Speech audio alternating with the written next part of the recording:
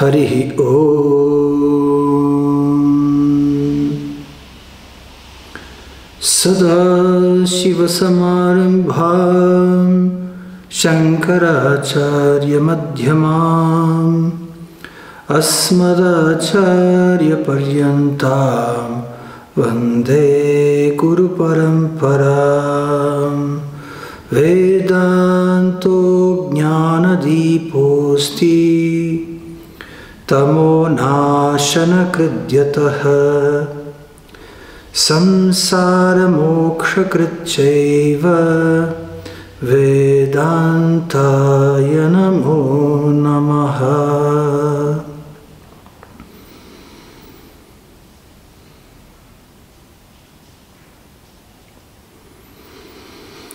Então, boa noite a todos. Bem-vindos à sétima e última aula deste novo ciclo de aulas abertas. Estamos na reta final e ainda há uma pergunta para responder. E eu li a pergunta antes da aula começar e a pergunta prende-se com o karma e com a visão do Vedanta. Professor, eu tenho uma filha e significa que quando eu morrer e a minha filha morrer, que ela vai deixar de ser a minha filha e eu vou deixar de ser a mãe.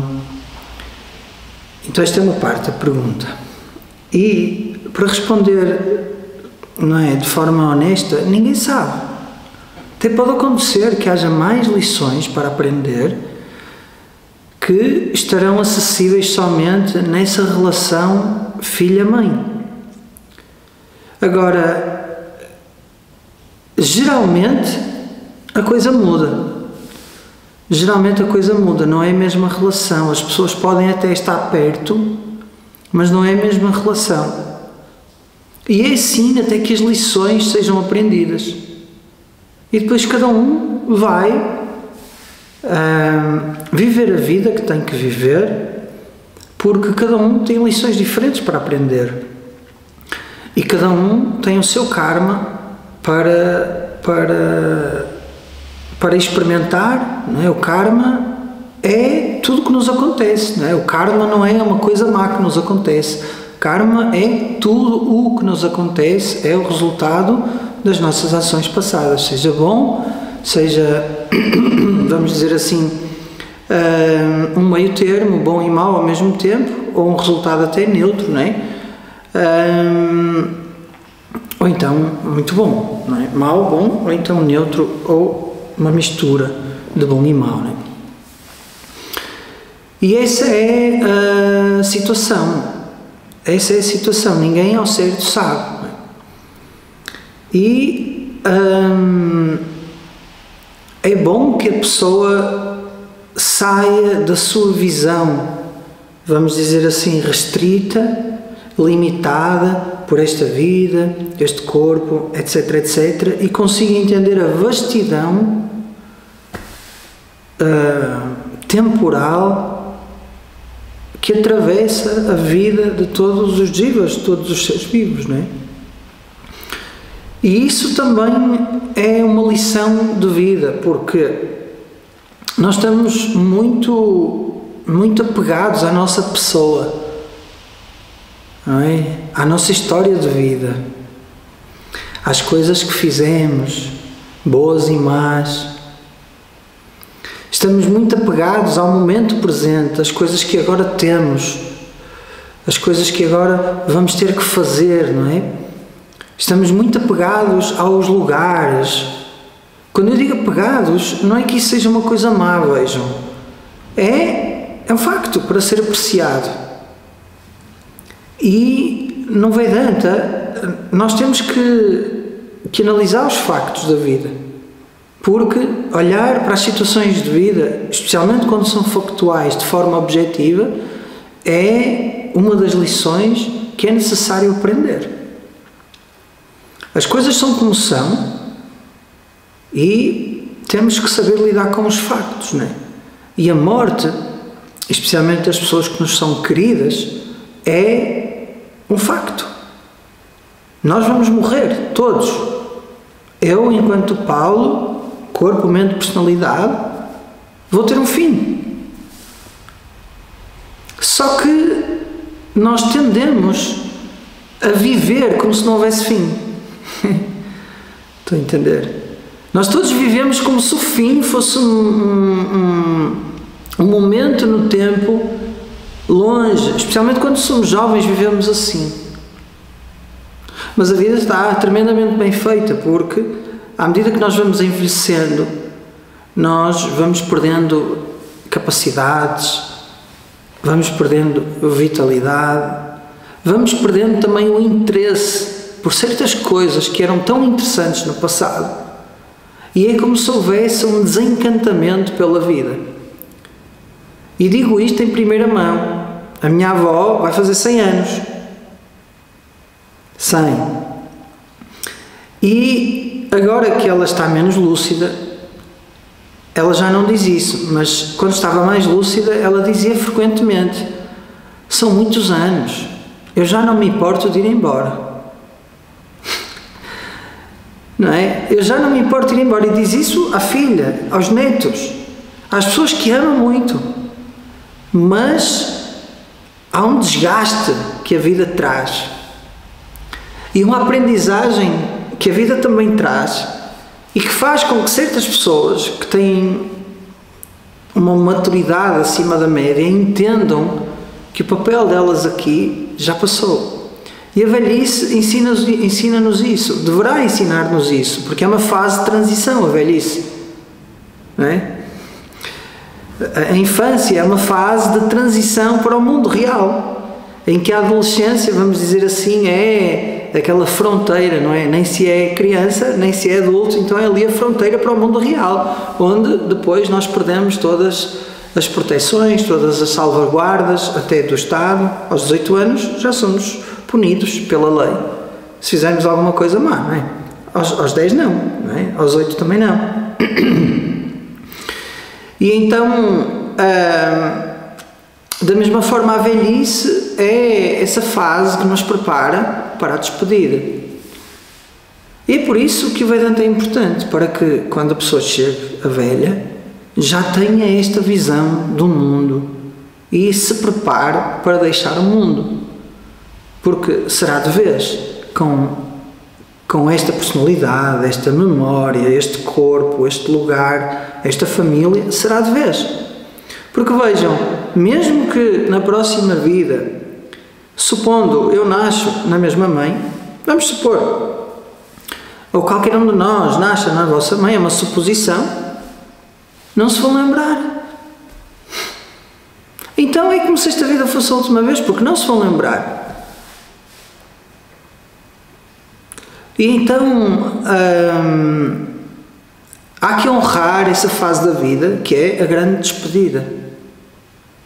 Há que honrar.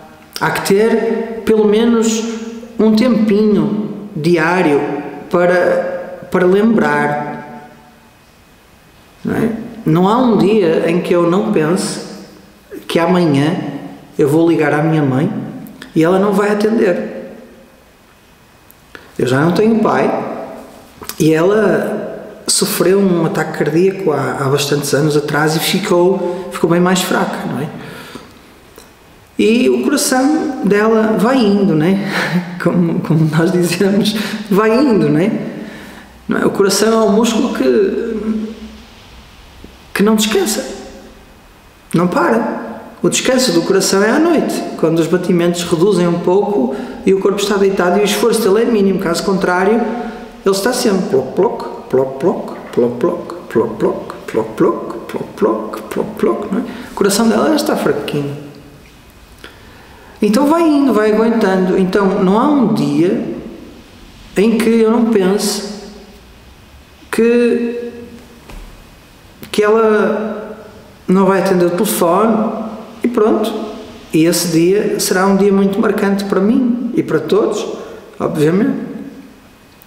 Contudo, quando eu olho para isso, eu contemplo a tristeza que surge, contemplo as lições que aprendi, contemplo o bem que eu lhe fiz e que ainda posso fazer. Então a minha mente ela paira em torno daquilo que é produtivo para ambos, para mim e para a minha mãe, obviamente, e não para em pensamentos de ansiedade, de medo, pensamentos destrutivos. Então é necessário nós termos um certo trabalho sobre essa despedida fundamental, não é? Inevitável, irreversível, que é a despedida de um ente querido de quem nós gostamos muito, não é? E isso aplica-se para todas as pessoas da nossa vida que são íntimas, para todas. Agora, é um tabu falar na morte. É um tabu. Porque as pessoas não estão preparadas. As pessoas não estão preparadas. Porque as pessoas precisam de bengalas para viver. Precisam de bengalas. E às vezes as bengalas são a motivação de viver para algumas pessoas. O meu filho é a minha motivação de vida, não é? A minha empresa é a minha motivação de vida, não é? A minha carreira é a minha motivação de vida, não é? E as pessoas precisam dessas bengalas para estarem ativas, produtivas, não é? E tudo bem com isso, porque elas são necessárias e até certa medida indispensáveis, não é? Mas há que caminhar sem bengalas, sem apoios, não é? E então, de um ponto de vista prático, essa despedida, mesmo que a pessoa seja ignorante do Vedanta, deveria ser ensinada. Deveria haver uma educação para a morte. E é aqui que o conceito de outras vidas nos ajuda, porque parece haver uma progressão do ponto de vista do crescimento espiritual, do crescimento emocional, e isso é claramente visto nos mapas natais da astrologia. Os astrólogos conseguem aceder a essa informação muito facilmente. E os mestres também. Os mestres olham para as pessoas e veem mais do que aquilo que a própria pessoa vê às vezes. E isso não é, indica que há um caminho a ser percorrido em cada vida. Há um caminho a ser percorrido, há lições para serem aprendidas, não é? Então é muito natural que em certas vidas a pessoa seja um idiota tremendo, não é? E que depois vá aprendendo que esse não é o caminho. Aliás, porque noutras vidas? Nesta vida, às vezes isso acontece. Há um antes e um depois para muitas pessoas na vida. Há um antes e um depois. Há um momento, especialmente para os rapazes, em que a adolescência é turbulenta, não é? Obviamente. E depois dá-se um ganho de uma certa sabedoria, não é? Então isso que acontece, vamos dizer assim, no microcosmos desta vida, acontece também no macrocosmos de todas as vidas, não é? Então isso que acontece aqui, acontece em todas as vidas. Então há tomadas de consciência, há lições profundas que se aprendem e que nunca mais se esquecem e que vêm connosco depois para uma próxima vida na forma de intuições, na forma de inclinações, na forma de certezas sobre as coisas, na forma de uma facilidade de seguir a ética, na forma de uma compaixão que é acessível, na forma da expressão de um amor, não é? E cada um tem o seu quinhão de maturidade, não é? E isso varia. Há pessoas mais objetivas, outras mais compassivas, enfim, cada um tem o seu quinhão e a sua, vamos dizer assim, percentagem dessas qualidades. Mas a pessoa deve aprender essa arte de morrer, que é a arte de dizer adeus. Não é? E essa lição fica realmente bem aprendida com o estudo de Vedanta, porque o que nos diz o Vedanta é que não existe um nascimento real, nem existe morte real. O corpo, mente, personalidade nasce, obviamente, tem um tempo de duração e depois decai e morre. Mas isso é o corpo, mente, personalidade. Aquilo que é mais fundo, aquilo que é, vamos dizer assim, transversal, imanente, aquilo que é transcendente, aquilo que está aqui agora, sem ser afetado por o que quer que aconteça aqui agora, tal e qual como a tela do teu computador, independentemente do que lá se passe, ela continua igual a ela mesma. Independentemente do filme que passa no cinema, a tela permanece sempre imutável. As pessoas olham para a tela antes do filme começar, começam os comerciais, não é? E a pessoa esquece a tela. Quando o filme então arranca, nunca mais a pessoa lembra a tela. O mesmo se passa quando o filme da nossa vida arranca, nós perdemos a tela de vista. A tela é esse princípio imutável, cuja natureza é revelada com um estudo sério e progressivo de Vedanta. Eu não brinquei nem um bocadinho quando vos disse que o estudo da Bhagavad Gita é a melhor coisa que vocês podem fazer por vocês. Eu não brinco com isso. O estudo das Upanishads é a melhor coisa que vocês podem fazer por vocês. Porque é algo, vejam, que vai traduzir-se numa mudança tremendamente profunda e irreversível, que vai, vamos dizer assim, inundar todas as áreas da vida. Estão a entender? Todas as áreas da vida. Então a forma que cada um tem de viver a vida vai ser perfumada com o perfume do Vedanta. E isso é irreversível. E a consequência direta é a diminuição da ansiedade, a capacidade de planear melhor os passos da vida, de uma forma objetiva, sem ceder a impulsos. A capacidade de extrair dos relacionamentos o melhor que os relacionamentos têm para dar, ao invés de extrair dos relacionamentos dor e confusão e desordem e tudo mais. O processo de estudo de Vedanta ensina como reagir, ou aliás, como agir às várias situações de vida, tendo em conta a ordem do Dharma. Então vejam, é uma escola que acompanha a pessoa minuto após minuto, desde que ela começou a estudar, porque o professor vai dizer assim: Vedanta é sempre e a qualquer altura da tua vida, não termina quando a aula termina, nem começa quando a aula começa. Vedanta é a tua vida. Então usa cada passo, cada momento, cada coisa que tu faças para absorveres a capacidade de agir mais objetivamente, mais compassivamente, alinhado pela ordem da ética universal, da justiça universal. E depois experiencia em primeira mão os benefícios desse alinhamento, um dos quais, obviamente, é uma mente mais tranquila, relações afetivamente mais ricas, menos conflitos, menos erros de decisão, etc, etc. E depois, ultimamente, a bomba atómica, que é quando se realmente descobre que aquilo que se pensava ser o eu, afinal não é. E não é uma bomba atómica que rebente de uma só vez, não. Ela vai se estilhaçando aos pouquinhos, com vários insights que depois continuam no dia a dia. O aluno ouve na aula aquilo, fez todo sentido, abanou, destruturou, vamos dizer assim, o alicerce cognitivo, o alicerce de valores, a estrutura, à qual a pessoa está muito, muito, muito bem apoiada e que ela própria defende a unhas e dentes. Mas o que acontece? O que é dito na aula é tão bombástico, tão profundo, que essa estrutura cognitiva, que estava assente em falsidades, vê as suas falsidades caírem, como se fosse um efeito dominó. E, paralelamente, simultaneamente, ao dar-se conta daquilo que é verdadeiro em si.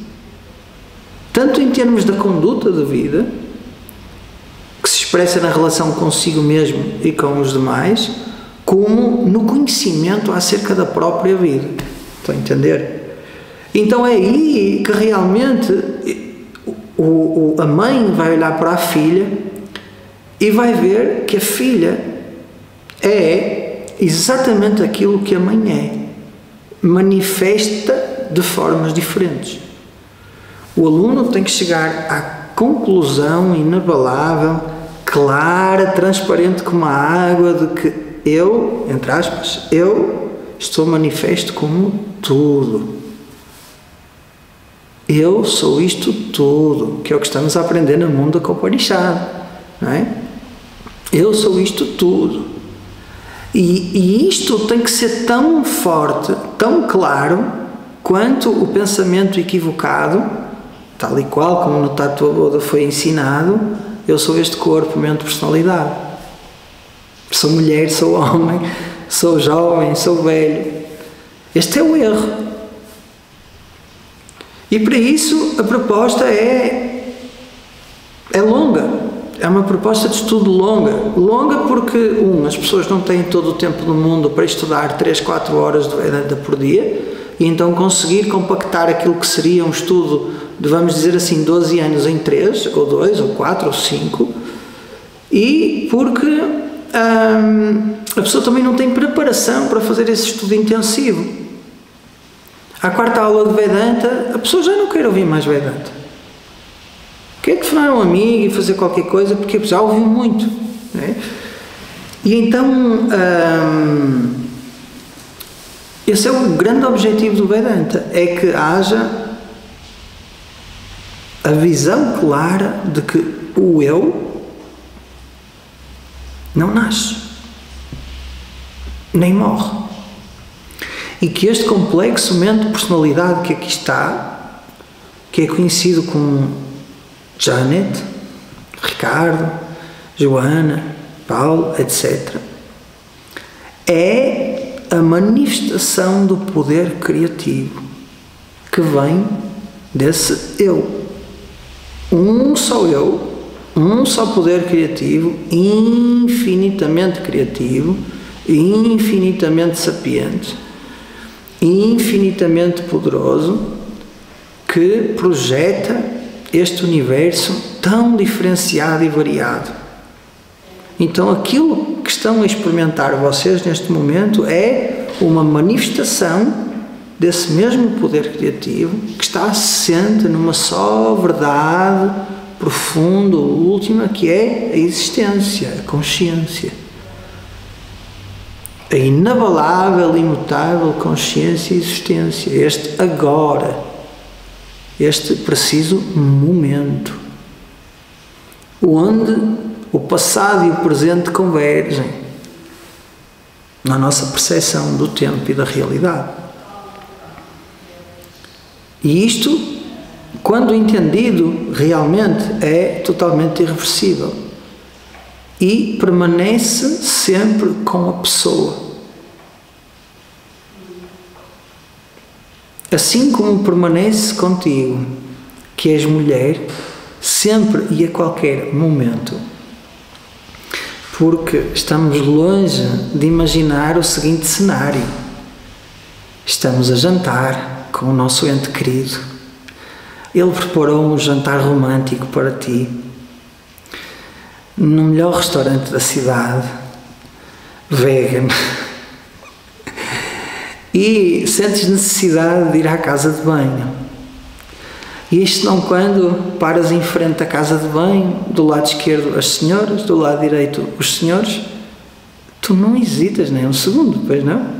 Qual cenário é esse de, serei homem ou mulher? A certeza é total. A mulher vai ao das mulheres, o homem ao dos homens. A qualquer altura da noite que te acordem, tu sabes que és mulher ou homem, consoante o género. Então vejam, este conhecimento, apesar de não estar sempre na superfície da mente, até porque tu não tens necessidade de te lembrar que tu és mulher, não é? Não é que sais à rua e precisas de pensar, eu sou mulher. Não te esqueças. Não te esqueças que és mulher. Passado 5 minutos, um papelzinho no bolso, não te esqueças que és mulher. Depois um lembrete no telemóvel, no alarme, és mulher, não te esqueças. Não é necessário que haja essa lembrança de que tu és mulher ou homem. A qualquer altura do dia, o conhecimento de que tu és mulher está ao teu serviço. Estão comigo. Porquê? Está totalmente assimilado. Totalmente assimilado não significa que a pessoa esteja sempre a pensar naquilo. Não, está lá. Quando for necessário, ele vem à tona e faz o que tem a fazer. O conhecimento de Vedanta é igual. Tu és Brahman. Tá? Brahman é é sem género. Temos o género feminino, o género masculino, o transgénero, não é? E Brahman é especial, é sem género. E o género neutro, não é? Que é diferente do transgénero, Brahman é sem género. Não é um objeto. Então, que este mundo é a projeção desse ser, está assimilado dentro dessa pessoa. E ela interage de acordo com o seu karma, de acordo com as suas preferências, de acordo com os seus gostos.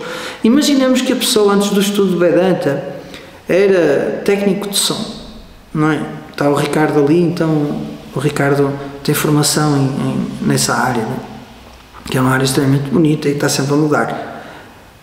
Depois de estudar Vedanta e depois de ganhar este conhecimento, alguma coisa muda na sua preferência? Não. Nenhuma. A pessoa é cirurgiã, vamos supor, torácica, cardiotorácica. Alguma coisa muda depois de estudar isto? Não. Continua a estudar as revistas da área, a operar. Então existe um ditado muito bonito, Zen, que diz o seguinte: antes da iluminação, buscar água e acartar lenha. Depois da meditação, buscar água e acartar lenha. Estão comigo? A mudança é interna. Contudo, as necessidades básicas e tudo o resto que o ser humano tem que fazer, as suas ações, precisam da mesma atenção. Lavar os dentes, tomar banho, dizer olá, companheira, olá aos filhos. Obviamente, se o filho vai ter um jogo de futebol, eu vou ver o jogo de futebol, eu quero que ele ganhe ou não? Sim. Eu vou berrar ou não para ele ganhar? Sim. Não me vou sentar no estádio? Não, porque eu sou uma pessoa iluminada e o resultado a mim não me diz respeito. Não, claro que sim, eu quero que o meu filho ganhe. Claro que sim, por que não?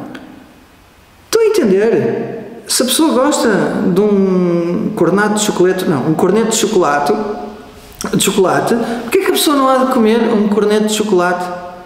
Ah não, porque eu faço yoga, eu sou uma pessoa iluminada. Pode beber Coca-Cola até. Vejam, há liberdade para se exprimir em função das coisas que realmente a pessoa gosta e tem preferência. Claro, sempre pensando, o desejo é legítimo, ético, moral, o meio para o realizar é legítimo, ético, moral também, por que não? O que é que me impede? Contudo, prestem bem atenção a isto, a vitória está ganha. Porquê? Porque o grande jogo da humanidade, de toda a humanidade, é conquistar a felicidade, correto? Perguntamos a qualquer pessoa, o que é que tu gostas na vida? E as pessoas dizem assim, eu gosto de viajar. Não é? É uma resposta muito comum, não é? Quando nas entrevistas de emprego, não é? Aquela pergunta ratoeira, o que é que gosta de fazer? É aí que às vezes eles se espetam, não é? Nos óbvios. E, gosto de viajar. Ok. Porquê que gosta de viajar? Porque me faz feliz. Ok. O que é que tu gostas na vida? Eu gosto da minha empresa, porque faz-me feliz. O que é que tu gostas na vida? Eu gosto de cinema e arte, porque sinto-me feliz. Não é? Preenche-me. É o que as pessoas dizem, preenche-me. O que é que tu gostas mais? Outros é dinheiro, não é? Porque faz-me feliz. As pessoas escolhem o que escolhem, gostam do que gostam, fazem o que fazem, porque pensam e acreditam, obviamente, que as faz feliz. Não é assim? Acreditam que aquilo que elas escolhem para si, acreditam que aquilo que as paixões de vida as fazem felizes, senão não escolhiam. Então vejam, o jogo da humanidade inteira é a busca por felicidade. E alguns dizem assim, a felicidade não está fora, não é? Está dentro. Não é? Pode-se dizer isso a uma pessoa deprimida ou triste ou que perdeu uma mãe, um pai, um filho, logo que foi. A felicidade está dentro. Aquela pessoa vai se voltar para dentro, vai ficar mais triste. São coisas que às vezes nós ouvimos aí no circuito espiritual e que podem causar imenso dano. A pessoa que está deprimida e que precisa de resolver certos problemas, temos que ver se ela tem capacidade ou não para olhar para dentro. Senão mergulha em tristeza que ela própria não consegue gerir, nem enfrentar, nem encarar, nem dissolver, não é? E então a felicidade não está dentro nem está fora, a felicidade és tu. É assim que as pessoas têm que entender. Então, se a felicidade és tu, de que adianta procurar a felicidade dentro ou fora? Vejam, a própria procura da felicidade implica que ela ainda não está ganha. Certo ou errado? Estão comigo? Eu quero ser feliz. O próprio desejo, eu quero ser feliz, implica, por definição, a falta de felicidade que a pessoa tem. Estão comigo? Não é? Então não é procurar nem dentro nem fora, é ganhar o entendimento do que é esta felicidade, ganhar o entendimento de que a natureza do ser, aquilo que tu és verdadeiramente, já é completo por natureza. Vejam, imaginem que a onda descobre que é água. Imaginem, vai uma ondinha do Índico, do Oceano Índico, não é? Uma ondinha pequenina chamada Swami Dayananda, não é? O nosso mestre vai lá. É uma ondinha que, apesar de ele era pequenino, que apesar de pequenina, tem muita força, estão a ver? Tem aquela força, não para, aquela onda que vai, não é? E há uma onda aqui do Atlântico, não é? Uma onda daquelas que vai para o ginásio, não é? Que tem um ego tremendo, não é? E essa onda vê mais além do oceano, porque a onda pequenina não vê tanto. E essa onda encontra a onda lá da Índia, não é? Do Oceano Índico. E diz assim, nós vamos todos morrer. Não é? A onda do Atlântico, não é? Aquela onda da Nazaré. Nós vamos todos morrer, porque a costa já é ali. Vamos rebentar, vamos deixar de ser ondas. Para quê ser onda? Para quê o propósito do karma? Para quê ser tão grande, tão forte, tão admirado? Se a vida é tão curta. Se a vida é tão curta, vamos morrer assim na praia, não é? E aquela onda, não é, do Oceano Índico que estava a atravessar o Atlântico, ela tem uma certa sabedoria, não é? Então ela está tranquila, está feliz, está assim com um sorriso, e diz assim, olha, aquele grandalhão tem razões para estar contente ali, aquela onda grande, não é? E está ali cheio de ansiedade, cheio de complexos, cheio de problemas, que vai morrer, não é? E a onda do Atlântico olha para a onda da Índia e vê que há ali qualquer coisa diferente, não é? E fica curioso. Então, mas não estás triste porque vais morrer? Eu não. Porquê que haveria de estar triste? Eu não sou onda. Ele, não és onda? Eu, não. Não, tu és uma onda, eu estou a ver, tu és uma onda, eu sou uma onda, eu sou maior que tu. Sim, enquanto onda és maior do que eu. Mas olha, eu sou água. Ele, água? Primeira vez que ouve essa palavra, água, eu sou ilimitado. Ele, às vezes, então, o que é que molha em ti? É o teu formato ou é a água? Não, realmente é a água que molha em mim, é a água. Então essa onda do Atlântico, não é? Viaja com essa onda do Índico o tempo suficiente para realmente entender que há água. Não é? Então, ganhou o conhecimento. Não é? E é isso que tem que acontecer na vida das pessoas. As pessoas têm que entender que enquanto onda são o oceano, porque a onda é água e o oceano é água. Esta é a lição.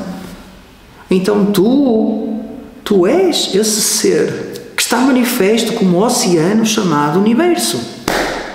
O mesmo ser manifesto como onda pequenina, indivíduo.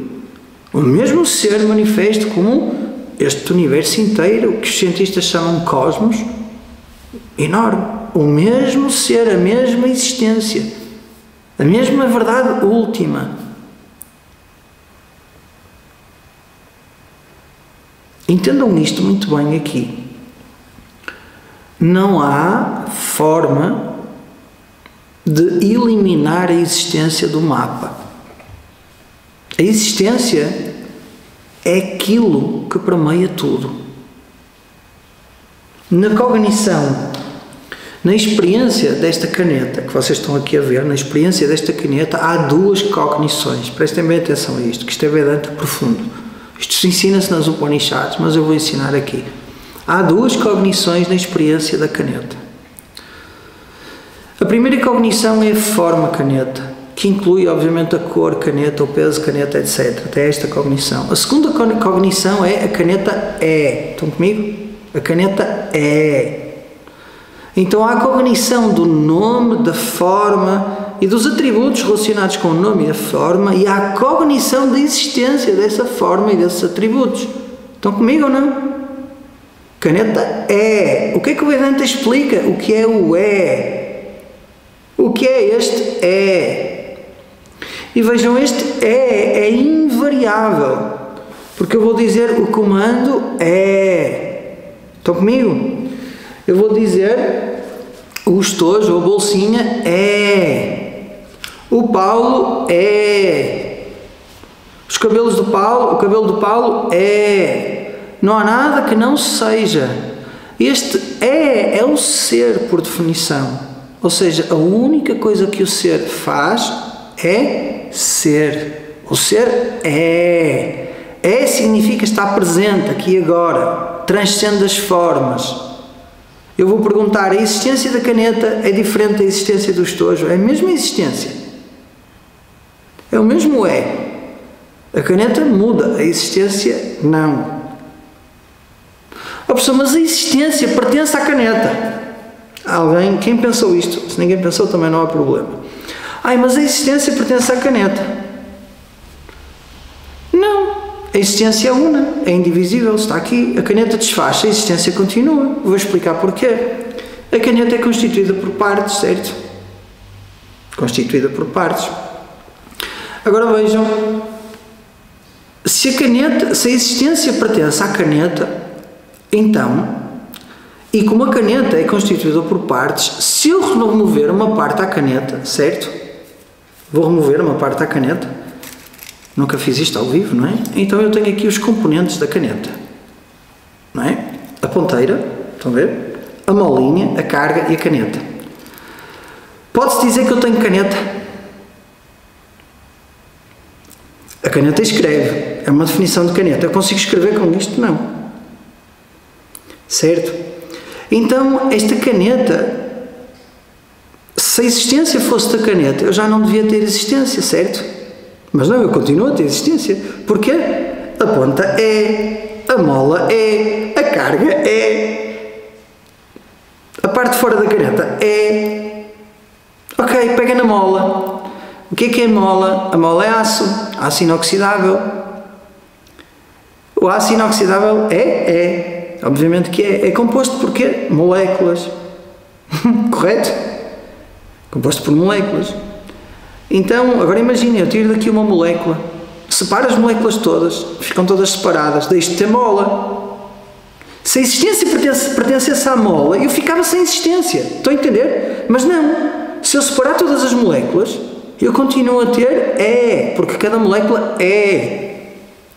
Então veja, eu posso partir tudo o que há neste universo, mas nunca consigo partir o ser, a existência, o é. O é permanece imutável. Este não tem princípio nem fim, porque ninguém consegue provar a existência, o início da existência, o fim da existência. Ninguém. Porque se antes da existência a existência não existisse, teria que existir a não existência. Apanharam? Apanharam? E como é que eu posso dizer que a não existência existe? Se existe, já é existente. Não lhe posso chamar não existência. Correto? Então, o próprio pensamento de que antes da existência existia não existência, é absurdo. E está absurdamente errado. Por outras palavras, ou por outra forma, se eu quiser postular o início da existência, eu vou ter que ter um tempo zero. Correto? Eu vou dizer assim, aqui começou a existência. E antes teria que haver o seu oposto, a não existência. Não é? Não existia, depois passou a existir. Agora, como é que eu posso identificar o ponto zero? Se não houver uma entidade existente e consciente que consiga conhecer esse ponto zero.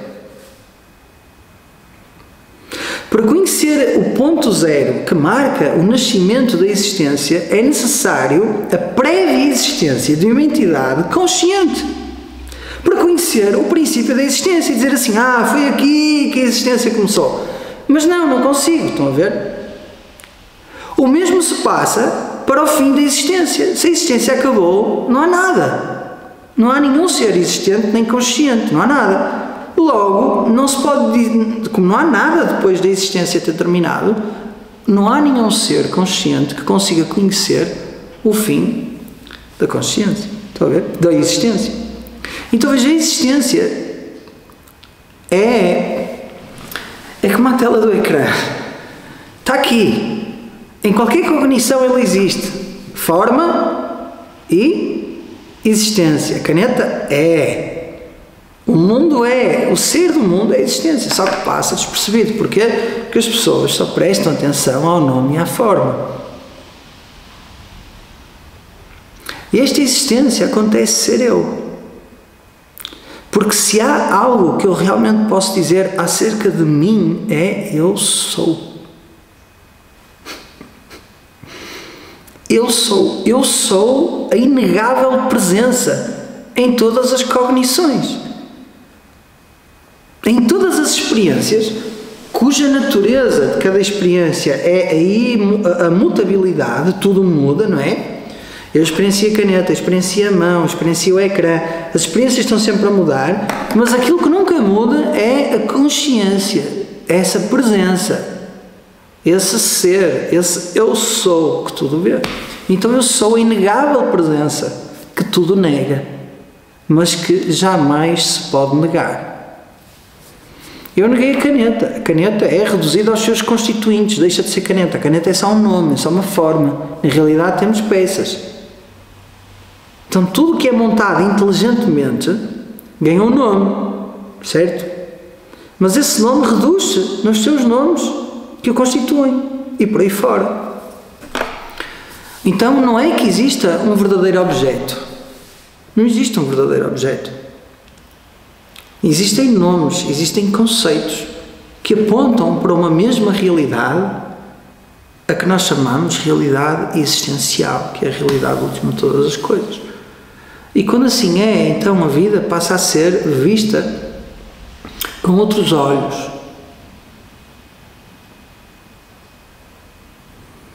E os momentos de, vamos dizer assim, beatitude começam a ser mais e mais.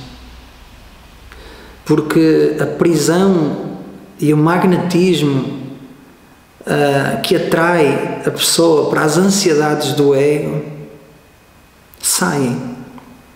Porque a pessoa olha para a sua própria pessoa e vê que a sua própria pessoa não é real. O ego, o senso de individualidade, é uma construção mental.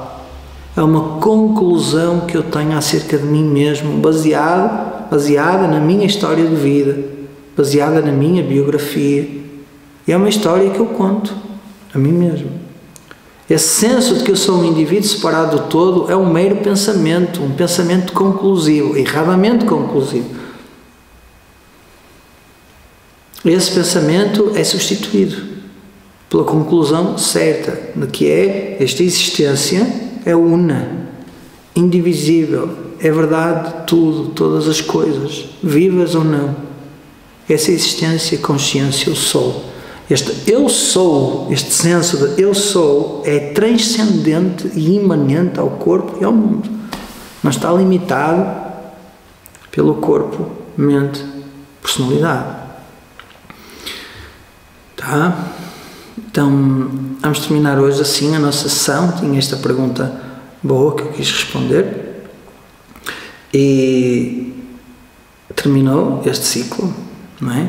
É a despedida, é o fim, é a morte deste novo ciclo. Eu sei que gostaram muito, sei que foi bom para vocês, mas prometo que vai haver outras atividades também nas redes sociais e sim, vai haver mais encontros para podermos estar juntos. E se por acaso eu esqueci de responder alguma pergunta, podem enviar por e-mail, que eu depois responderei e farei chegar até vocês, está bem? Então é isso. Namastê e tudo bom. Om Purnamadah Purnamidam Purnat Purnamudachyate Purnasya Purnamadaya Purnameva Vashishyate. Om Shanti Shanti Shanti. Harihi Om Shri Gurubhyo Namaha. Harihi Om.